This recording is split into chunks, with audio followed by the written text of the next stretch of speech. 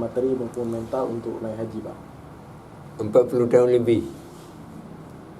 Lebih 40 tahun. Kurang lebih. Itu persiapannya bagaimana, Pak?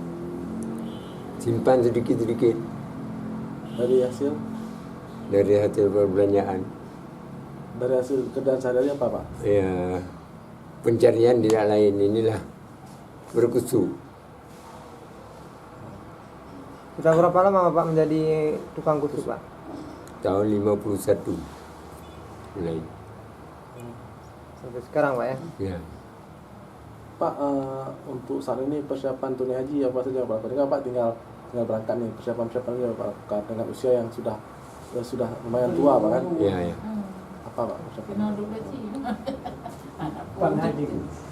Arwahnya inilah 2016 nanti. Jadi setoran kami 2009, akhir 2009. Setoran apa? Sekaligus uangnya kami simpankan di bank. Pak, selama ini persiapan fisik, Pak, ada apa aja, Pak, persiapannya? Ada persiapan fisik, misalnya olahraga setiap hari sebelum berangkat ke haji, Pak? Oh enggak. Enggak ya?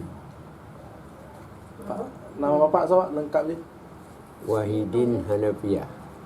Nama lengkap nama asli Wahidin aja. Dia nama Hanafiahnya nama bapak. Umurnya, Pak?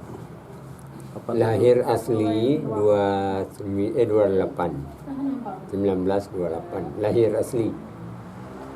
Hari Jumat tanggal 22